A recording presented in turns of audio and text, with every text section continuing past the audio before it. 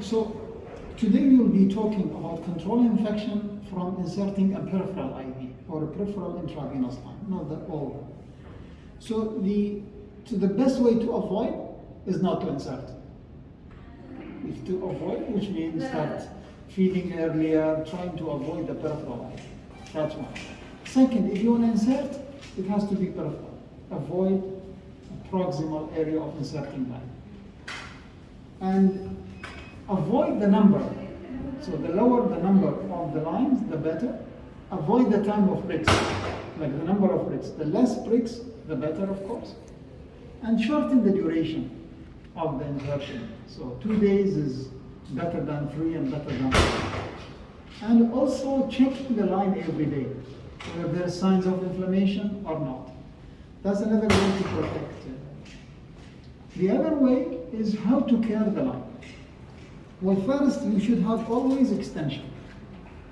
You should never stick the giving set directly to peripheral IV. The cannula should never open to air only during time of insertion. After that, you should never open it to air. Always need to be closed. So I'm going to open this, and you can see after you insert, and you get the line, the IV, and then you have the T-shape, they call it, extension, or T extension, or whatever the name you want to use. Or you can use it, call it peripheral IV. There is always should be a peripheral IV extension. You cannot stick the, I don't know how to open this. You cannot stick the giving set directly. And the reason, if you stick it directly, you start having pulling force. Once they start move, it causes inflammation and you lose it and you have to insert another one. So it's very important to insert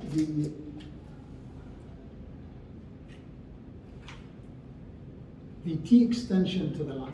Of course, before you extend it, you need to prime it, okay? And here you give the whatever you are doing, the lines, and you connect the lines. And it's better when you connect the line to put an eye stopper, or sorry, IV stopper, or the Huisa. Okay, so if you do that, that would be great, because you can see this. Okay, if you want to use this one, you can put another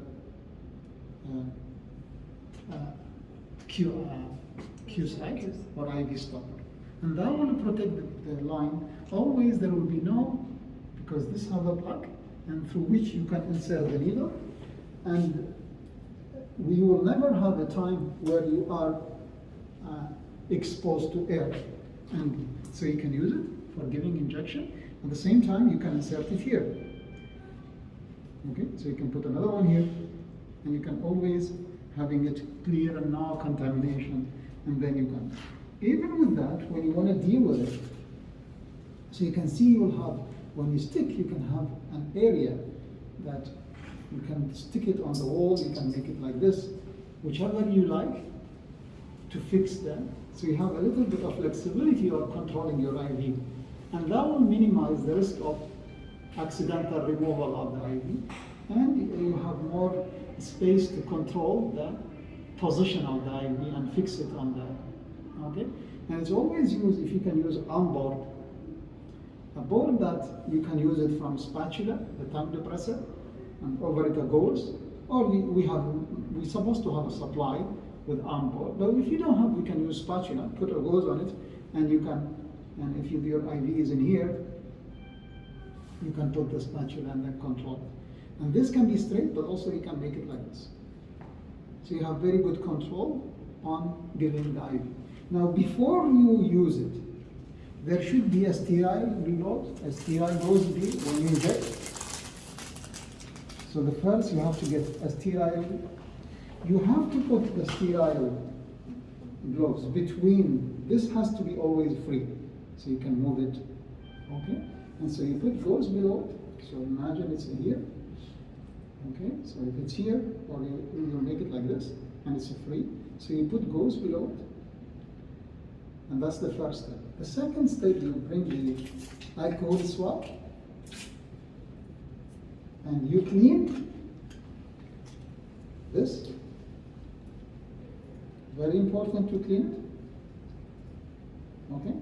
And you have to clean your area, so it will be like this. You already cleaned. Okay? And you get your needle, you have to clean it. And you connect. Give whatever medication. Now you know that if you do this, the medication will go here, but also will go here. So you know that you have to do it like this. So you close it toward the giving set and you open it toward the and then you give the indication. Once you finish, you need to clean again.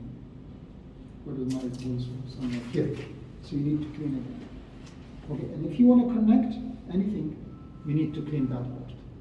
That port also that you need to put here also cannot be free because that's contamination. So you need to clean and connect it.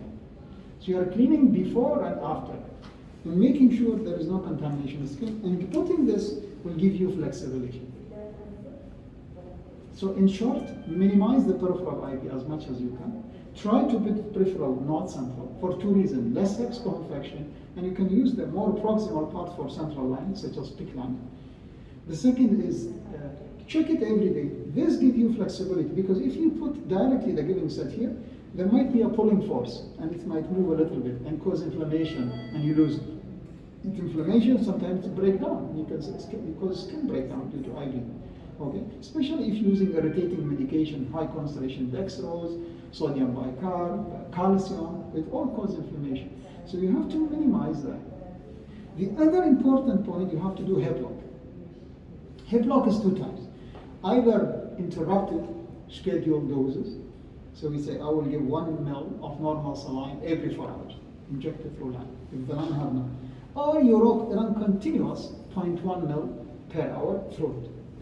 With, half, it depends. Normal saline or half saline depends on the level of sodium. We can use, whatever. And you can run it with 0.5 units per ml. So you can take, for example, 20 ml and put 10 ml of 10 units of heparin and run it 0.1 ml now. This will prevent contamination. Now, when you take blood and you see there is contamination, you have to clean it. So you open it like this. Okay, but this, very good, you will not stop. You always need to flush it, okay? And if it's open, you have to see no blood is coming here. The beauty of this, when there is blood and you cannot clean it, you just need to change it. Remove this, okay? Take it out, put another one. Clean, put another. So this is very good extension, especially if there is contamination. So you can remove it and put it back. So this is how you care, and then you need to document the date of insertion, the position, which limb you are inserted, and the age of the line, and local examination to see whether there is any local inflammation or not. Usually, in a good hand, the line can last between 3 to 5 days. Okay, it depends on the number of use, the concentration of medication, the mix of medication, and also if you take these precautions. Okay, it's very vital to remember before you start any IV line, you have to put either disposable gloves, and if you put disposable gloves, you need to wrap it with any scrub. And when you wrap, it's important to remember that there is areas you never touch, such as these areas. So you need always to do like that. These areas never touch. Okay? These areas you need always to remember on the gloves to wrap it well. Or use sterile gloves. These disposable gloves or sterile gloves, one-time use. You cannot move from this baby and go to another baby. You have to change it. Wash your hand and put it. I know some of you are busy, but infection control is vital. Unless it's super emergency and baby will die if you don't go, then that's a different issue.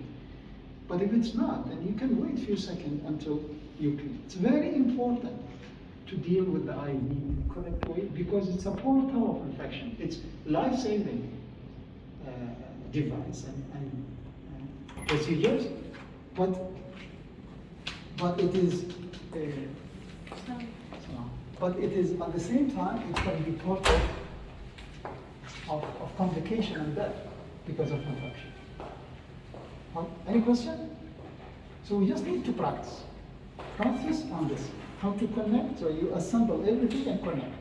And how to do cleaning, how to deal with the line in between, how to take a blood sample, how to give medication. You need to practice. We need somebody to do this, set it up, and practice.